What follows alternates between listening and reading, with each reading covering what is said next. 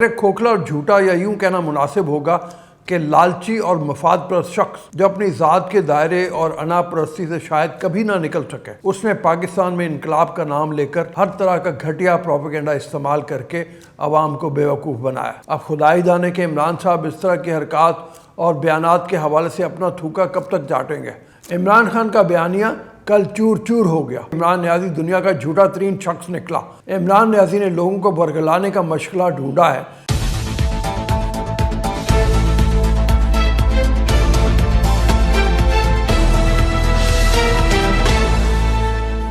बिस्मिल्लाहिर्रहमानिर्रहीम, अस्सलाम वालेकुम। मैं हूं अब्दुल रऊफ और आप देख रहे हैं बागी टीवी। इनकलाब के लिए लोगों ने ना सिर्फ अपनी कुर्बानी बल्कि अपनी नस्लों की कुर्बानियां देने में भी दरेग नहीं किया, क्योंकि वो खालिसतन इनकलाब और नज़रिए पर बग़ैर किसी ज़ाती मफाद और लालच के कारफरमा थे। पाकिस्तान में 100% ना सही तो कम अज़ कम बाकियों के मुकाबले में ये हिम्मत और जज्बा जुल्फ़िकार अली भुट्टो और उनकी नस्ल में ज़रूर नज़र आता है। मगर एक खोखला और झूठा या यूं कहना मुनासिब होगा कि लालची और मफाद परस्त शख्स जो अपनी ज़ात के दायरे और अना परस्ती से शायद कभी ना निकल सके, उसने पाकिस्तान में इनकलाब का नाम लेकर हर तरह का घटिया प्रोपेगेंडा इस्तेमाल करके अवाम को बेवकूफ़ बनाया और अब तक जारी है। मगर शऊर से आरी लोग उसकी असलियत सामने नज़र आने के बावजूद आंखें बंद किए बैठे हैं, जैसे कबूतर बिल्ली को देखकर आंखें बंद कर लेता। इमरान खान की किस्मत पर तो जहां रश्क आता है, वहीं तरस भी दरवाजे पर ही इंतज़ार कर रहा होता है।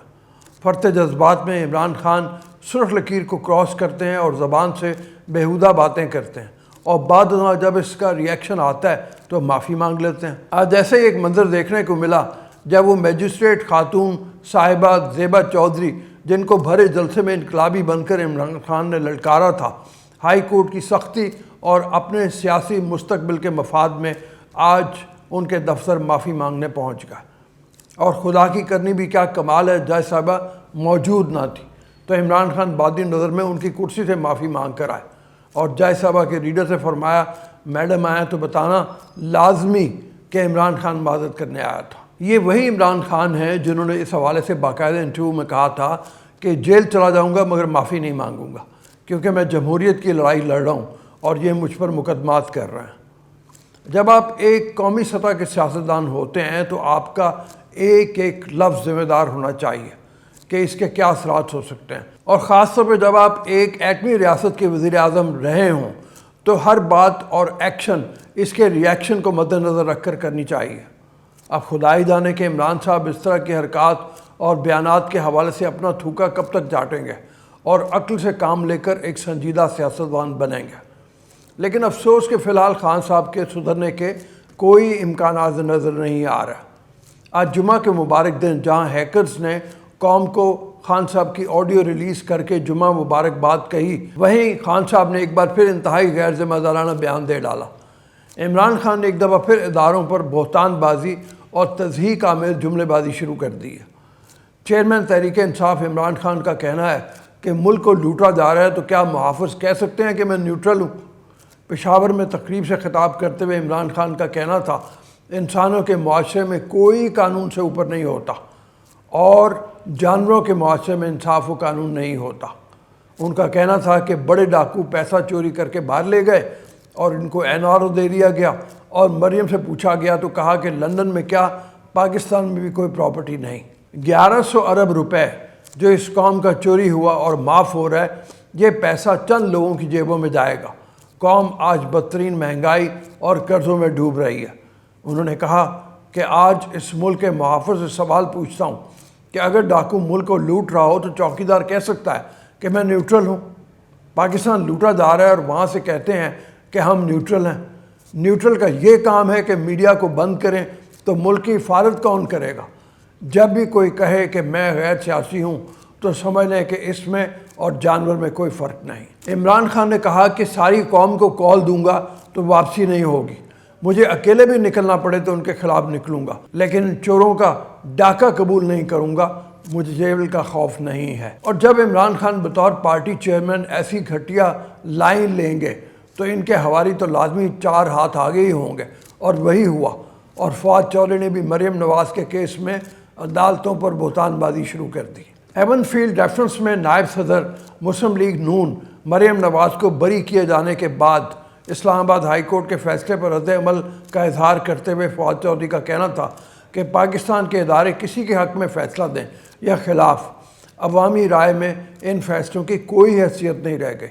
پاکستان کے ادارے عوام کا اعتماد کھو چکے ہیں۔ پی ٹی آئی رہنما کا کہنا تھا کہ مریم نواز کا جرم اربوں روپے کے ایون فیلڈ کے محلات ہیں، اس جرم میں ان کا کردار کسی شخص سے بالا تر۔ دوسری جانب سابق وزیر علی زیدی کا کہنا تھا کہ اب عزیر بلوچ کو بھی رہا کر دینا چاہیے، جبکہ سینیٹر اعظم سواتی نے مریم نواز کی رہائی کو ملکی تاریخ کا سیاہ باب قرار دے دیا۔ ادھر سابق اسپیکر قومی اسمبلی اسد کیسر کا کہنا تھا کہ عمران خان اس ہفتے اسلام آباد کی طرف لانگ مارچ کی کال دیں گے، جبکہ پی ٹی آئی رہنما زرتاج گل نے کہا کہ نون لیگ کو این آر او دے دیا گیا ہے۔ جہاں ایک طرف عمران خان کا کرپشن کا بیانیہ عدالتوں میں پٹ رہا ہے، وہیں ان کی آڈیو لیک ہو کر تحریک انصاف کا بیرونی سازش اور امریکی مداخلت کا بیانیہ تو زمین بوس ہو چکا ہے۔ اب صرف نماز جنازہ ہی ادا کی جانی ہے، کیونکہ سیاسی طور پر تو عمران خان نے جس قدر جھوٹے پروپیگنڈا کیے ہیں اور جس طرح سے وہ بے نقاب ہوئے ہیں، یوں پاکستان کی تاریخ میں کوئی سیاستدان نہیں ہوا۔ مبینہ دھمکیوں سے متعلق امریکن سائفر کے حوالے سے chairman P T I Imran Khan کی ایک اور آڈیو سامنے آ گئی ہے۔ سوشل میڈیا پر وائرل ویڈیو میں واضح طور پر سنا جا سکتا ہے کہ عمران خان پارٹی رہنماؤں کے ساتھ امریکی سائفر سے متعلق گفتگو کر رہے ہیں۔ آڈیو میں عمران خان شاہ محمود قریشی کو مخاطب کرتے ہوئے کہہ رہے ہیں، اچھا شاہ جی، کل ہم تینوں عمران خان، اعظم خان اور شاہ محمود قریشی نے اور وہ ایک فورن سیکرٹری نے میٹنگ کرنی ہے۔ ہم نے کہنا ہے کہ وہ جو لیٹر ہے نا، اس کے اوپر چپ کر کے مرضی کے کمنٹس لکھ دیں۔ اعظم خان کہہ رہا ہے کہ اس کے منٹس بنا لیتے ہیں، اسے فوٹو اسٹیٹ کر کے رکھ لیتے ہیں۔ اسی دوران سابق پرنسپل سیکرٹری اعظم خان کہتے ہیں کہ یہ سائفر 8 یا 9 کو آیا ہے، جس میں عمران خان کہتے ہیں کہ میٹنگ 7 کو ہوئی تھی، ہم نے تو کسی صورت امریکہ کا نام لینا ہی نہیں۔ اس ایشو پر پلیز کسی کے منہ سے ملک کا نام نہ نکلے۔ یہ اب سب کے لیے بہت اہم ہے کہ کس ملک سے لیٹر آیا، میں کسی کے منہ سے اس کا نام نہیں سننا چاہتا۔ آڈیو میں اسد عمر کہہ رہے ہیں کہ آپ جان کر اسے لیٹر کہہ رہے ہیں، یہ لیٹر نہیں، میٹنگ کی ٹرانسکرپٹ ہے، جس پر عمران خان انہیں ٹوکتے ہوئے کہتے ہیں کہ وہی ہے نا، میٹنگ کی ٹرانسکرپٹ ہے یا لیٹر ہے، ایک ہی چیز ہے۔ لوگوں کو ٹرانسکرپٹ کی تو سمجھ نہیں آنی جو آپ پبلک جلسے میں ایسے ہی کہتے ہیں۔ پبلک جلسوں میں کیسے کہتے ہیں؟ حیرانی کی بات یہ ہے کہ خان صاحب یہ بات اسد عمر، شاہ محمود قریشی کو سمجھا رہے ہیں، حالانکہ عمران خان نے آج تک جو بھی جلسے میں کہا ہے وہ جھوٹ ہی کہا ہے اور بعد میں اس پر یو ٹرن ہی لیا ہے۔ ابھی جیسے آپ کو ہم نے بتایا کہ زیبا چودھری صاحبہ کے معاملے میں جلسے میں بڑی بڑک ماری اور آج جا کر معافی مانگنا پڑی۔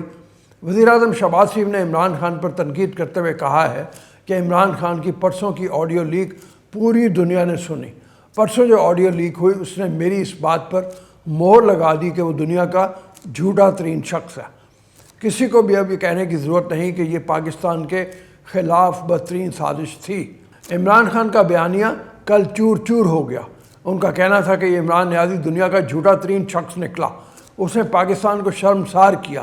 عمران نیازی نے لوگوں کو برگلانے کا مشغلہ ڈھونڈا ہے اور دن رات جھوٹ بولتے رہنا یہ اس کی عادت ہے۔ میں اپنی زندگی میں اتنا غیر ذمہ دار اور جھوٹا شخص نہیں دیکھا۔ عمران خان کی حرکت پر پوری قوم کے سر شرم سے جھک گئے ہیں۔ وزیر اعظم نے کہا کہ عمران خان نے قوم کے وقار کو داؤ پر لگایا۔ اسی طرح ان کی گھناؤنی سازش میں نے دنیا کی تاریخ میں بہت کم دیکھی ہے۔ یہ برادر ممالک کو ناراض کیا گیا۔ برادر ممالک نے بتایا کہ کس طرح اس شخص نے تکبر سے تعلقات کو خراب کیا۔ اللہ تعالیٰ نے اس کو وزیر اعظم بنوا دیا اور یہ جعلی ووٹوں سے وزیر اعظم بنا۔ چاہیے تھا کہ محنت کرتا، غربت ختم کرتا، لیکن اس نے نوکریاں دینے کا کہہ کر لوگوں سے روزگار چھین لیے، گھر دینے کا کہا لیکن ایک بھی گھر نہیں دیا۔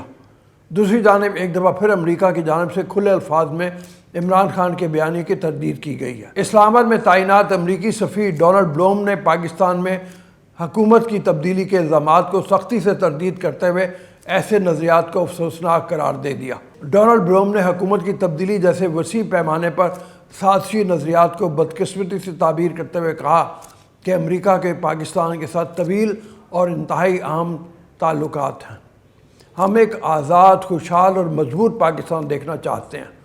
امریکہ کی طرف سے پاکستان کی ایئر بیس مانگنے کے حوالے سے ایک سوال کے جواب میں امریکی سفیر نے کہا کہ فضائی اڈوں کے بارے میں کسی طرح کی کوئی بات نہیں ہوئی۔ خدا اس شخص کو ہدایت دے، نہیں تو اس ملک کو دوبارہ اس کی گرفت میں جانے سے بچائے۔ اس دعا کے ساتھ آپ سے اجازت چاہیں گے، پھر ملیں گے اگلے ولاگ میں۔